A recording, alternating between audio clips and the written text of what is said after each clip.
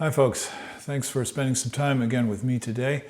We're looking at long tone isometric endurance exercise number 2 from Matt Franke's book, Taming the Beast. This is a very simple exercise, and he says, well, I was doing this as a long tone exercise, and then I realized I could use it as an endurance exercise too. So there are a lot of issues when we're doing this kind of work, and I find it pretty challenging myself, but any of you who have used the Caruso method, Carmen Caruso wrote basically long tone exercises in which he is having you sustain until you can't sustain no more. And there's something to be said for that, but it has to be done kind of sensibly. So what's the point here? When most people play and they're trying to save energy, they end up holding back the air. So I'm going to play a little bit, and so you can hear it. But this is something that you have to discern for yourself. You have to feel, am I holding back the air? So this is the first exercise.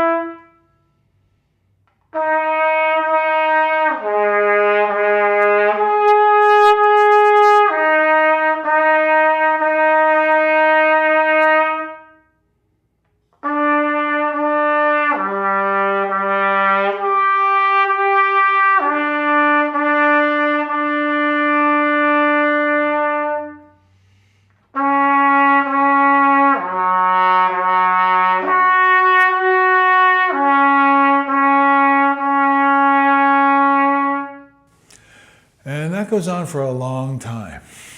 So one of the biggest problems that we have is keeping our attention. And one thing that helps with that is intending something all the time.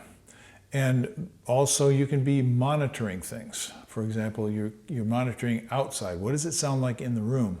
What are the qualities of the sound?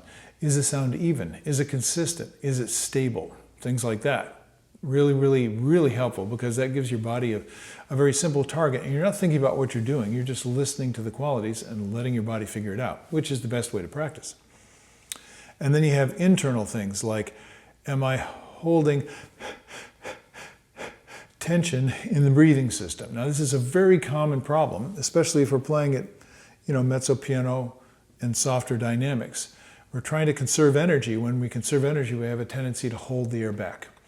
And that's the last thing you want to do. But trumpet players have a way of playing to get control where they're pushing the air and holding it back at the same time. And if you're interested in exploring that and seeing actually what you're doing, check out my video on the breaks, which goes over many different ways that trumpeters commonly control the airflow by creating resistance in their own body. I can tell you some pretty amazing stories about people who thought they were playing on the most tightest, most smallest, most, French-style horn, so to speak, that they had ever played, and actually they were playing on a wide-open Monet trumpet. They were creating so much resistance in their own body and in struggling to attempt to find some kind of balance in their sound production, that they weren't flowing the air hardly at all. And with that horn, you had to just release. So, so cultivating your ability to continue releasing is really important, but you have to feel whether you're doing it or not. So I'll give you a little hint. It should be like pouring rather than like pushing. So it's something that you have to sense in your body, but you can sense it. Here's the problem. We already know what it feels like to push because we already know how to cough and how to sneeze. And when we cough and we sneeze, we build up a lot of pressure inside the body by closing the glottis, and now your body is squeezing that air. Now, why do I say squeeze rather than throw? It's because when the air is finished expelling the foreign matter from our throat, you see how it stops automatically? You don't cough like this because you throw some of your innards out of your throat if you did that. It's very irritating to have the air moving that fast, and you'd lose all your air in a fraction of a second. So you can't do that when you play the trumpet either, but the trumpet provides the necessary resistance. And the fact that your lips are touching, and you have a mouthpiece which provides resistance, you don't have to control the air by holding it back. Just find the resistance of the trumpet, whatever it is, and of course the resistance can change over the range and dynamics, but find the right resistance and balance with it. And that's what these exercises are for. So going back to the exercise, I don't know how much more of this I'm going to play. It's very simple. He goes down, starting on G, down through 7 positions. And these are open notes. They're lip slurs. They're all with fingering so that you're going to get a lip slur on every passage that you do. Then that whole thing repeats. Then you flip the page and it goes up by a fourth. So you're doing the same thing, 7 positions, going down, starting now on the C instead of on the G.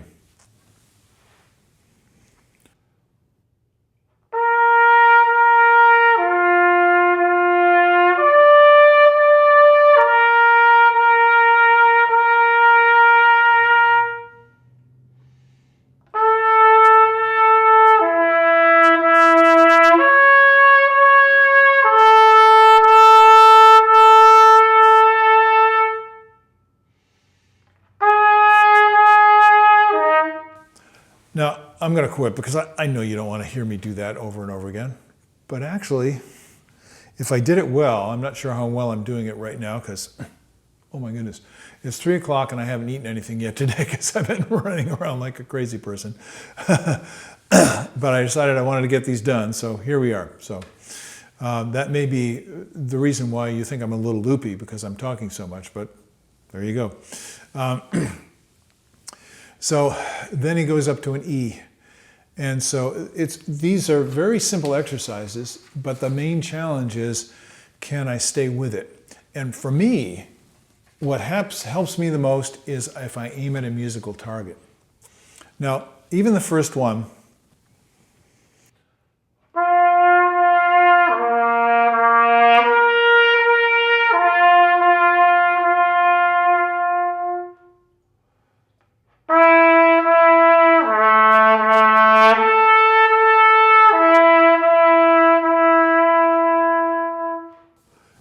you see, I'm always thinking like a conductor. I'm thinking, what do I want it to sound like? The poor conductor up front knows what he wants it to sound like. He's a good conductor, exactly what he wants it to sound like, he or she. But he can't make no sound with the baton. So it's a very uncomfortable, insecure, dependent position to be in. So have a little mercy for your conductors, realizing that they're totally dependent on you. Well, you're dependent on you too to be the conductor. You on the inside you have to know where you're going, when, and how, and why. And if that's not clear in your mind, then you're just wasting your time. You're just wasting a lot of energy.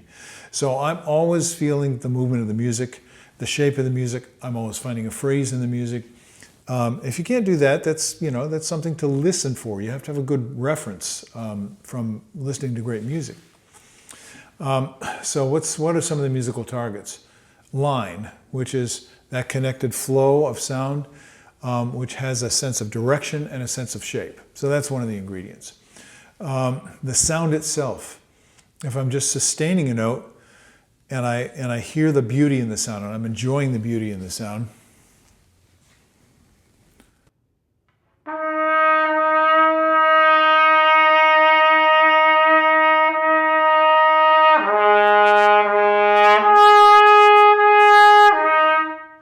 and I want to maintain it, then I have to feed the sound. So when I'm listening to that quality, It's now, at this point in my career, it's like when I hear something in the room, it tells me exactly what I need to do. So if I'm failing to keep the wind flowing, or I'm not supporting properly, or I'm starting to get tension interfering with the sound production, I can feel those things and deal with them right away. I'll give you a little observation. People who are the highest level players have all the same problems that you and I do. But what I observe is they notice when they're getting out of balance quicker and are able to fix it immediately. And most of us, we start to get off balance and then we lose our balance. We fall off the balance beam, we fall off the tightrope. So when you're playing these kinds of exercises, maintaining that sense of balance is key. And there are lots of factors. We talked about, a couple of them already. But for me, the musical focus really is really helpful. A friend of mine, when I was playing in the Columbus Symphony, Randy Hester, who's a flute player, a wonderful musician.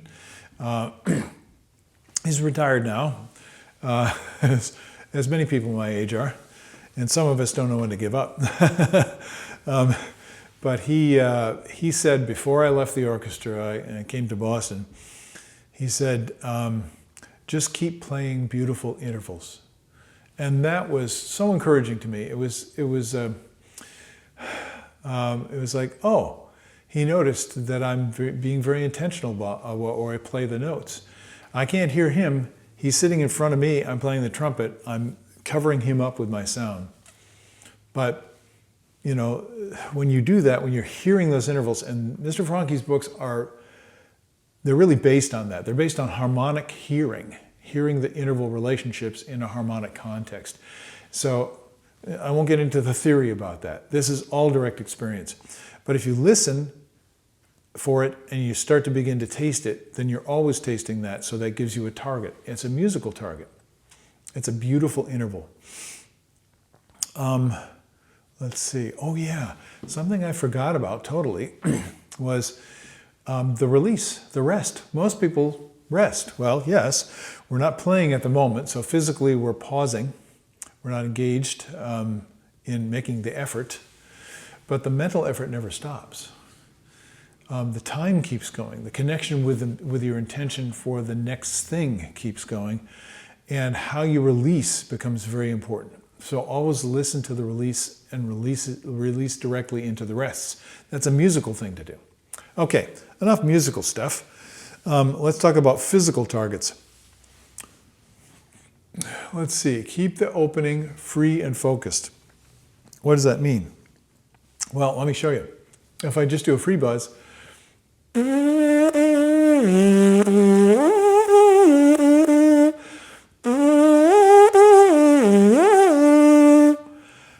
well, there's an opening and it's free.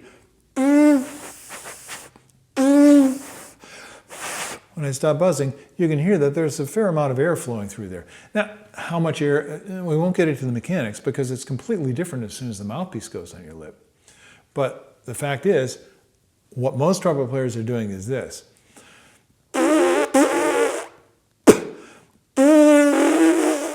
And they're squeezing the lips until they actually choke and stifle the vibration. They choke it off. They squeeze it off. When we get tired, that's what we tend to do. We feel like I can't hold anymore.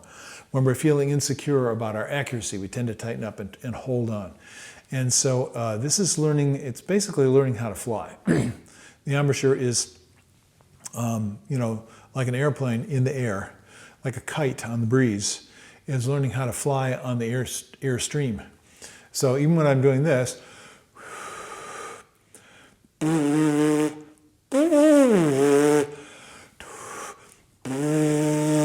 that's what I'm concentrating on. So that's a physical thing.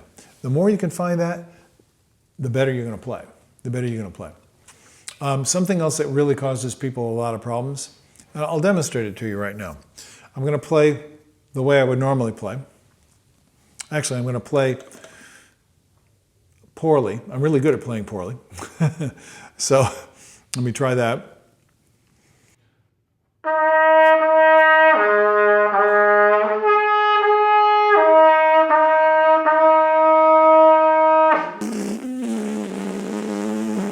I'm pressing my lips together. I got the notes. It didn't sound terrible, but listen to the difference when I'm not pressing.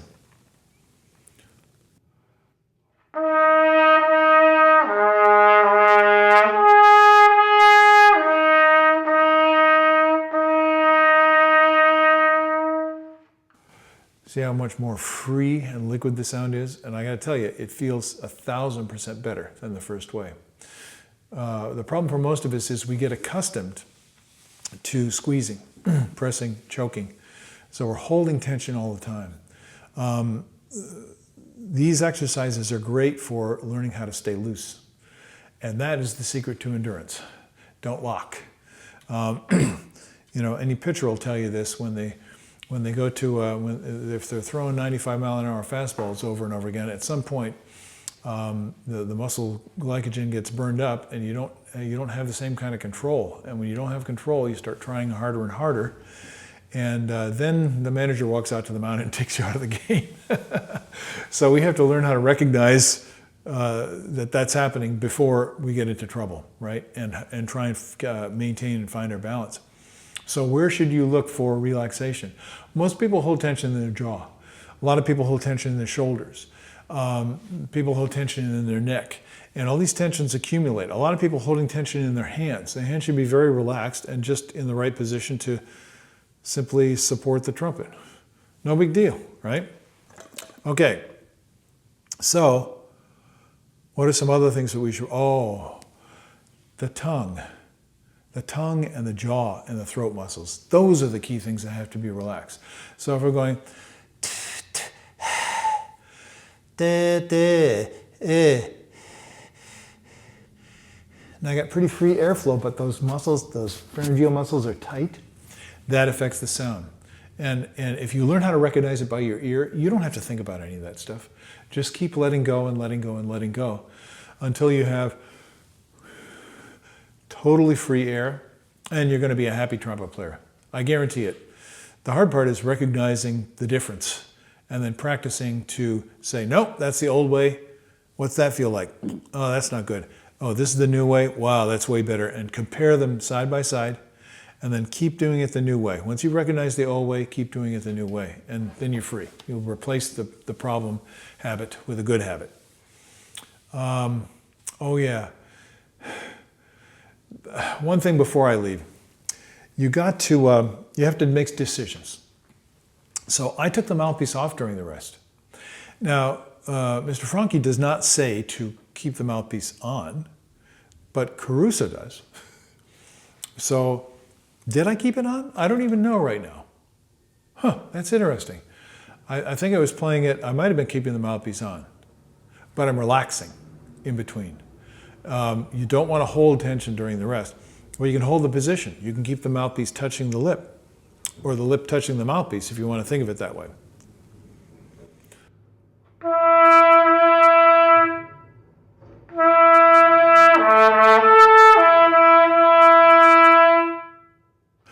And when you enter the rest, then you'll notice, oh, how much pressure am I actually using? Do I need that amount of pressure? Is it helpful? Is it causing a problem? And I'll give you a hint about how I think about that. The lips should be supple enough that